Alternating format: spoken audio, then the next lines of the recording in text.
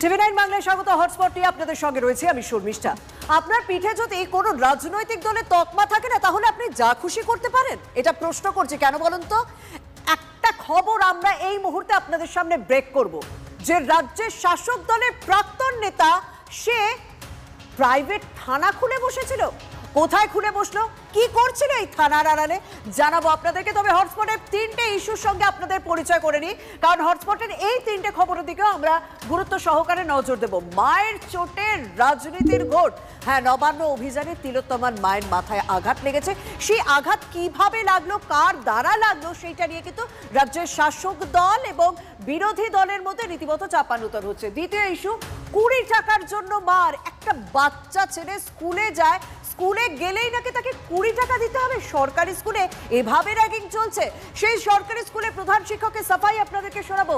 হুঁশ ফেরালো ভাঙা সেতু। যে সেতুর পাশ দিয়ে কয়েকদিন আগে মুখ্যমন্ত্রী মমতা বন্দ্যোপাধ্যায়ের কনভয় গিয়েছে, সেই সেতু ভাঙার পর সেখানকার প্রশাসনের আধিকারিকদের হুঁশ ফিরল। কি কি ব্যবস্থা নেওয়া হলে, এখন কি পরিস্থিতি, কোন সেতুর কথা বলছি জানাবো আপনাদেরকে। তবে সবার প্রথমে যে খবর বলছিলাম আমরা ব্রেক করব, যে খবর আমরা এক্সক্লুসিভ আপনাদের সামনে তুলে ধরবো। নয়ডায় প্রাক্তন তৃণমূল নেতার প্রাইভেট থানা খুলে বসেছিল। আর এই প্রাক্তন তৃণমূল নেতার নামে কিন্তু আগেও বেশ কিছু দুর্নীতির অভিযোগ এসেছে। আপনারা ভুলে যাননি নিশ্চয়ই বিভাস অধিকারীর নাম। নিয়োগ দুর্নীতি মামলায় এতদিন যাকে ইডি সিবিআই ডেকে পাঠাতো, এখন সেই বিভাস অধিকারী নাকি ভুয়ো থানা খুলে অপরাধীদের ডেকে পাঠাতো। অর্থাৎ কিনা নিয়োগ দুর্নীতি মামলায় অভিযুক্তই এখন নাকি পুলিশ সেজে প্রতারণার জাল বিছিয়েছিল। কি সাংঘাতিক অভিযোগ! আমার সহকর্মী সুজয় আমার সঙ্গে রয়েছে। সুজয়, এই বিভাস অধিকারীকে আমরা দীর্ঘদিন ট্র্যাক করেছি। বারবার যখন দুর্নীতির সঙ্গে তার নাম উঠে এসেছে, আমরা বারবার তাকে ট্র্যাক করেছি। এমনকি কেন্দ্রীয় তদন্তকারী সংস্থা তাকে তলব করে না পেয়ে তার এরকম কীর্তিকলাপ, এবং তার কীর্তিকলাপ যখন তুমি সার্চ করেছো, তুমি যখন সংবাদ হিসেবে তুলে ধরেছো, সাংবাদিক হিসেবে, তখন তোমাকেও আক্রান্ত হতে হয়েছে। মানে এই বিভাস অধিকারী কোথাকার গভীর জলের মাছ বলো তো? দেখো, বিভাস অধিকারী মূলত বীরভূমের নলহাটির বাসিন্দা এবং তার একাধিক কুকীর্তি রয়েছে। যে কুকীর্তির একটা আমরা টিভি9 বাংলা ফাঁস করেছিলাম, অর্থাৎ নিয়োগ দুর্নীতিতে তার যোগাযোগ।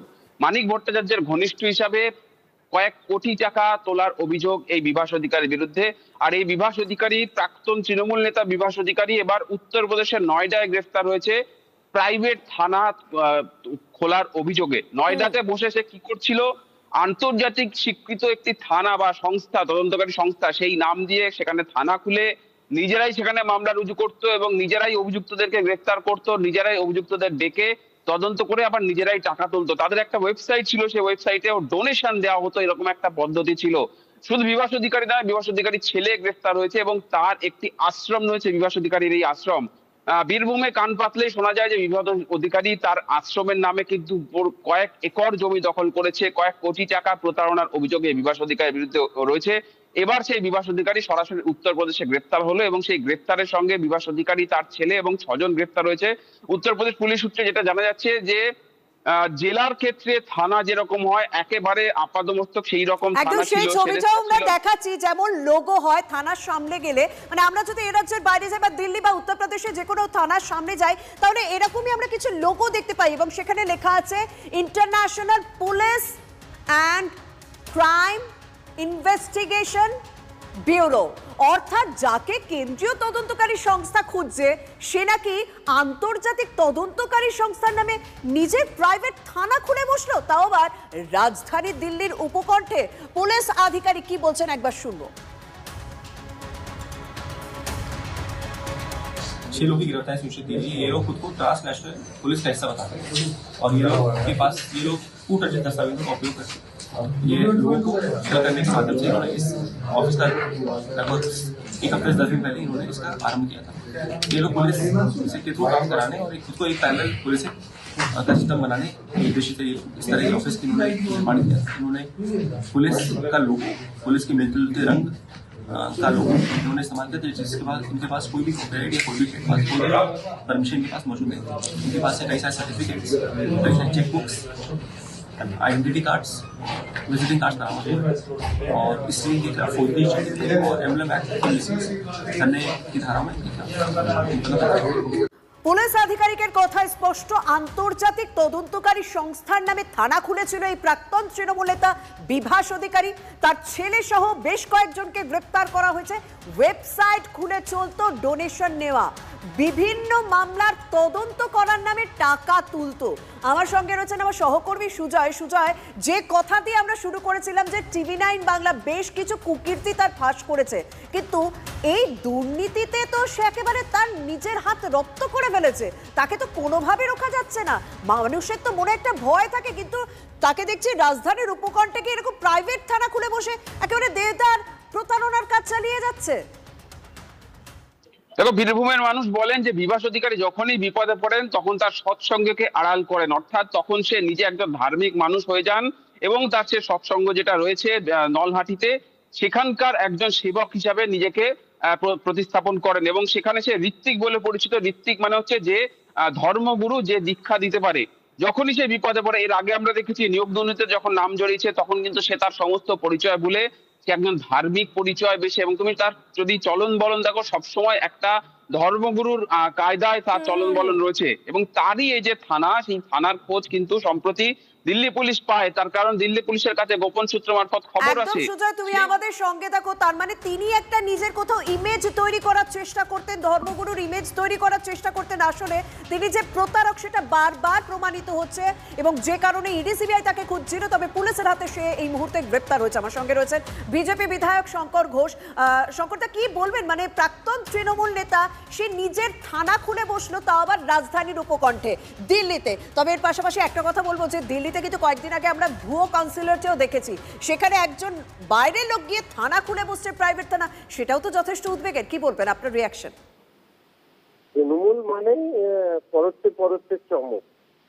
আমাদের পশ্চিমবঙ্গে নানা ধরনের কীর্তির পরে এবার দিল্লিতে থানা খুলে বসে সেখান থেকে প্রতারণা, নিশ্চিতভাবেই আমি অবাক হব, নাকি অন্য কোনো ভাষা বা শব্দ প্রয়োগ করবো, এই ব্যাপারে আমাকে নিয়েও চিন্তা করতে হবে। তবে ঘটনার চক্রে যে পুলিশ গ্রেপ্তার করেছে পশ্চিমবঙ্গের পুলিশ, আপনার কাছ থেকে যা শুনলাম, এই ধরনের প্রতারকদের সাথে আবার আমাদের রাজ্য পুলিশের একাংশের আবার অত্যন্ত ভালো যোগাযোগ রয়েছে। হয়তো পরবর্তীকালে আরো কোনো বড় বিপদের আশঙ্কায় উনি গ্রেপ্তার হয়েছেন, নাকি পুলিশ কাউকে বাঁচাতে তাকে গ্রেপ্তার করেছে, এগুলো প্রশ্ন কিন্তু সামনে ভাসছে। আচ্ছা, দিল্লি পুলিশ তাকে অ্যারেস্ট করেছে শঙ্করদা। একটা তো বিষয় যে কেন্দ্রীয় তদন্তকারী সংস্থা ইডি এবং সিবিআই তাকে খুঁজে পাচ্ছিল না, বারবার তলব করা হয়েছিল, সে হাজিরা দেয়নি। সেটা কি রাজধানীতে গিয়ে নিজের নামে থানা খুলে বসলো? এটাও তো কোথাও অবাক। হ্যাঁ, অবাক হওয়ার বিষয়। বারবার করে নিশ্চিতভাবে ইডি সিবিআই যাকে খুঁজছে সে খোদ দিল্লিতে বসে আছে। ইডি সিবিআইয়েরও নিজেদেরও আভ্যন্তরীণ বিষয় নিয়ে আলোচনা করা দরকার। বিভিন্ন বিষয় নিয়েই আমাদের সাফল্যের সাথে সাথে যে কোথাও খামতি থাকলে সেগুলো দূর করবার ব্যাপারেও যেখানে যে ধরনেরই তদন্তকারী সংস্থা থাকুক না কেন, তাদের এই আত্মবিশ্লেষণ করার দরকার আছে বলে আমি মনে করি। ধন্যবাদ। আমরা কথা বললাম বিজেপি বিধায়ক শঙ্কর ঘোষের সঙ্গে। আত্মবিশ্লেষণ প্রয়োজন ইডি সিবিআই এরও, সেই কথাটাও বললেন বিজেপি বিধায়ক শঙ্কর ঘোষ। সুজয়, এতটা সাহস কোথা থেকে আসে? আমার না ভীষণ প্রশ্ন উঠছে, মানে আশা করি দর্শকদেরও মনে এই প্রশ্ন আসবে, যে ব্যক্তিকে কয়েকদিন আগে নিয়োগ দুর্নীতিতে বমাল একেবারে ধরা পড়লো এবং বারবার টেলিভিশন স্ক্রিনে তার ছবি ভেসে উঠলো, সেই মানুষটার মনে কোন বলে, মানে কোন সাহসে, কোন একটা ক্ষমতার বলে সে রাজধানীতে গিয়ে প্রাইভেট থানা খুলে এরকম ভাবে প্রতারণা চালালো? কোথাও তো একটা কিছু আছে নিশ্চয়ই। এই দেখো, বিভাস অধিকারীকে যারা চেনেন বীরভূমের মানুষ, তারা জানেন যে বিভাস অধিকারী কতটা প্রভাবশালী, তার প্রভাব সে কিভাবে খাটায়। তার সঙ্গে কিন্তু সব রাজনৈতিক দলের একেবারে শীর্ষ নেতাদের যোগাযোগ ছিল, তাদের সঙ্গে ছবি, তাদের অনুষ্ঠানে যাওয়া আসা এটা লেগে থাকতো। বিভাস অধিকারীর কিন্তু এরকম অনেক ছবি আমাদের কাছে রয়েছে, যার সঙ্গে বিভিন্ন স্তরের বিভিন্ন শীর্ষ নেতাদের যোগাযোগ রয়েছে। সুতরাং রাজনীতি তার একটা জায়গা যেটাকে সে ঢাল হিসেবে ব্যবহার করে। দ্বিতীয় তার জায়গা যেটাকে সে ঢাল হিসেবে ব্যবহার করে সে ধর্মগুরু হিসাবে নিজেকে প্রমাণ করার চেষ্টা করে। তৃতীয়, সম্প্রতি সে কিন্তু তৃণমূল ছেড়ে দেওয়ার পর গত 2024 লোকসভা ভোটের আগে সে তার একটি নিজস্ব রাজনৈতিক দল প্রকাশ করে এবং জানায়, অর্থাৎ রাজনীতির ছত্রছায়ায় বেশ কয়েকবার সে নিজেকে ঢাকা দেওয়ার চেষ্টা করেছিল। তার পর সে ধর্মগুরুর একটা এরকম ইমেজ তৈরি করে সেই বিষয়টাকে সে কাজে লাগিয়ে গেছে নিজের প্রতারণার জন্য। আদতে তিনি যে দুষ্কৃতী সেটা বললেন আজ দিল্লি পুলিশের আধিকারিক। অনেক ধন্যবাদ সুজয় তোমাকে।